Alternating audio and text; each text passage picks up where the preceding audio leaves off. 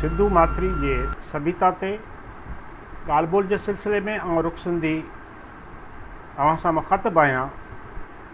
अॼु पाण इन ते ॻाल्हि ॿोल कंदासीं त सिंधु माथरी जी तहज़ीब कीअं दरियाफ़्त थी।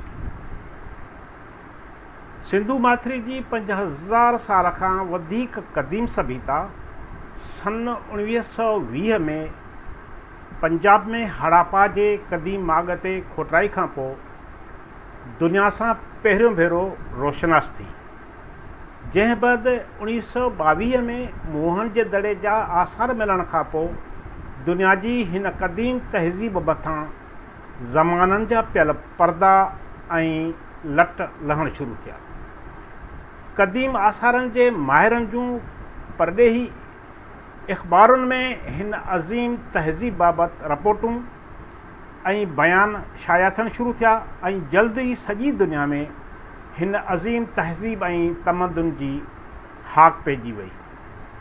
इन्हनि ॿिनि माॻनि जे खोटराई सां ई सिंधु माथरी जे अणलिखियल तारीख़ में 5000 साल अॻु जे सोनहरी दौर जो इज़ाफ़ो थी वियो। बरसग़ीर समेत सॼी दुनिया जी तहज़ीब ऐं तारीख़ जे किताबनि जी शुरूआति हिन ख़िते जे ज़िक्र सां थियण लॻी।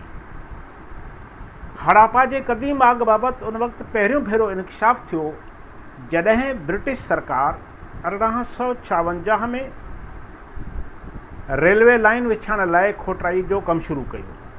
पंजाब जे ज़िले साहिवाल में हड़ापा ॻोठ वटां रेलवे लाइन विछाईंदे क़दीम दौर जा कुझु नवादरात हथ आया।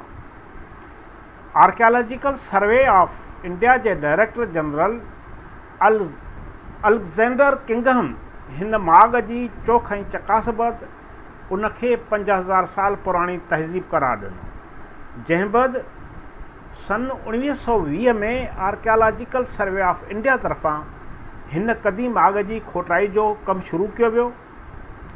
हड़ापा जे क़दीम माॻ जी राय बहादुर दयाराम साहनी ऐं R.D. बैनर्जी जी सरबराही में 1920 ऐं 1921 में खोटराई शुरू कई वई, जितां 5000 साल पुराणी तहज़ीब जा आसार निकिरी निर्वार थिया। इन तहज़ीब खे शुरूअ में हिन ई माॻ जे नाले पोयां हड़ापा तहज़ीब जो नालो ॾिनो वियो।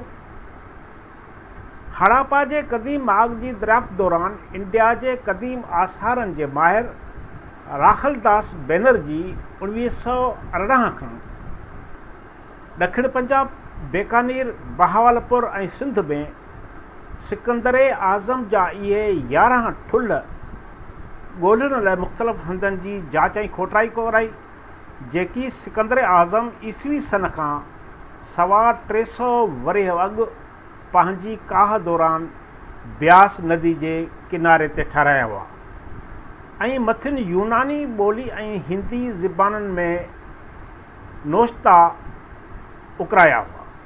हिन 1918 खां 1922 ताईं वॾी जदोजहद बैदि सिंध में खीरथर खां सिंधु नदीअ ताईं जैकबाद, सखर ऐं लाड़काने ज़िलनि में 27 वॾनि ऐं 53 नंढनि दड़नि खे ॻोल्हे उन्हनि जी खोटराई कराई, पर इतफ़ाक़ सां इहे सभु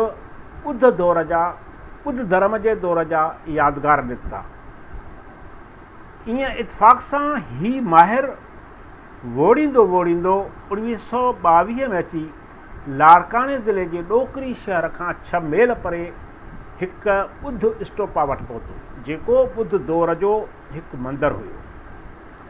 इहो ठुल्ह सिंधु नदी जी सतह खां 46 फुट मथे हिकु दड़े ते हुयो, जंहिं ठुल्ह जो ऐं उतां मिलियल ॿुध धर्म जे बख़्शुनि जे रहण जे जायुनि जो उन खां हेठिए तहनि या ज़माने सां कंहिं बि क़िस्म जो वास्तो न हो। ही मथियूं सभु तमीरात ॿुध दौर जे राजा वासुदेव पहिरें जे दौर जूं हुयूं।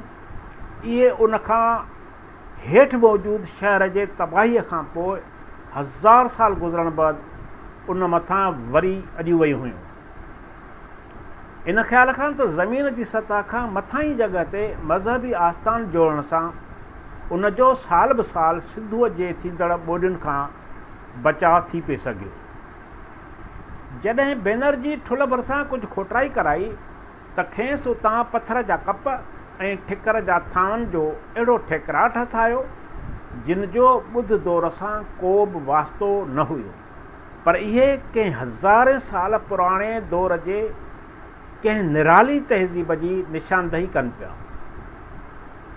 जॾहिं बैनर्जी स्टोप भरिसां खोटाई कराई त उतां हिन खे हिकु अहिड़ी मोहर मिली जेका शिकिल ऐं सूरत में हड़ापा मां मिलियल हिकु तस्वीरी रस्मुल ख़त वारी मुहर सां हिकु जहिड़ाई ॾेखारे पई, जेका सर एलेक्जेंडर किंग खे हड़ापा जे खोटराई में मिली हुई। इन मां बैनर्जी अंदाज़ो लॻायो त हितां अञा कंहिं क़दीम तहज़ीब ते रोशनी पवंदी जेका हड़ापा वांगुरु 5000 साल खनि पुराणी हूंदी, छो जो हितां मिलंदड़ कुझु औज़ार ऐं ठिकर जा थांव हड़ापा मां इन्हनि ई ॾींहंनि में थींदड़ खोटराई मां मिली रहिया हुआ, जेको हंधि उन वक़्तु बरे सग़ीर में सभ खां पुराणो ऐं क़दीम शुमार कयो वेंदो हो। मोहन जे दड़े जे हिन क़दीम माॻ जे वधीक खोटराई उन वक़्तु इंडिया जे क़दीम आसारनि वारे खाते जे director general sir John Marshall जे नज़रदारी हेठि 1922 जे सियारे जे मुंद में थी, जेका लाॻीतो 1927 ताईं हली। सिंधू सभ्यता जे ॿिनि अहम माॻनि मोहनजोदड़ो ऐं हड़ापा जे खोटराइनि खां पोइ दुनिया जी पहिरीं शहरी तहज़ीब जा पड़ाड़ा दुनिया जे कुंड कुर्छ में गूंजी उथिया ऐं हिन अज़ीम तहज़ीब दुनिया जहान जे माहिरनि जो पाण ॾांहुं ध्यानु छिकायो।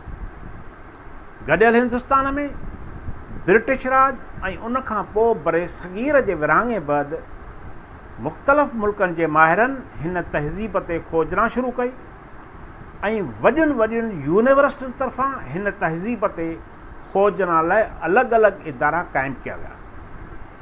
इन सां गॾोगॾु पाकिस्तान ऐं भारत में हिन तहज़ीब जा वधीक माॻ बि दरियाफ़्त करे उन्हनि जी खोटराई कराई वई। हिन वक़्त ताईं पाकिस्तान ऐं इंडिया में सिंधू सभ्यता जा 1500 खां वधीक क़दीम माॻ दरियाफ़्त थी चुका आहिनि।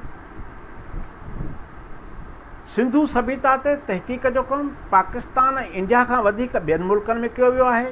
ख़ासि करे इन मक़सद लाइ अलॻि इदारा क़ाइमु करे ऐं वॾा प्रोजेक्ट जोड़े तहक़ीक़ जो कमु शुरू कयो वियो आहे। अॼु ज़रूरत इन ॻाल्हि जी आहे त सिंध में बि सिंधू माथिरी जे सभ्यता ते जदीद साइंसी बुनियादनि ते तहक़ीक़ थियणु घुरिजे। ख़ासि करे माज़ीअ में सिंधू तहज़ीब बाबति जेके बदगुमानियूं फैलायूं वयूं आहिनि ऐं जेकी ग़लति तस्वर आम कया विया आहिनि, इन्हनि साज़िशुनि खे वाखो करणु घुरिजे। महिरबानी।